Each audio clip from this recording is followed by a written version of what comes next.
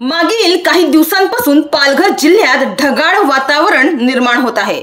अनेक भागात वादळी वाऱ्यासह मुसळधार पावसाची परिस्थिती कायम राहिली असतानाच वाडा तालुक्यातील गौरापूर परिसरात काल 15 मे रोजी दुपारच्या सुमारास आलेल्या चक्री सदृश्य वादळाने एकाच आदिवासी पाड्यातील जवळपास 20 घरे उद्ध्वस्त झाली आहेत। वाडा तालुक्यातील गौरापूर परिसरात काल 15 मे रोजी दुपारच्या सुमारास चक्री सदृश्य वादळ आले होते आणि या वादळाने एकाच आदिवासी पाड्यातील जवळपास 20 घरे उद्ध्वस्त झाली आहेत अशी माहिती मिळत आहे।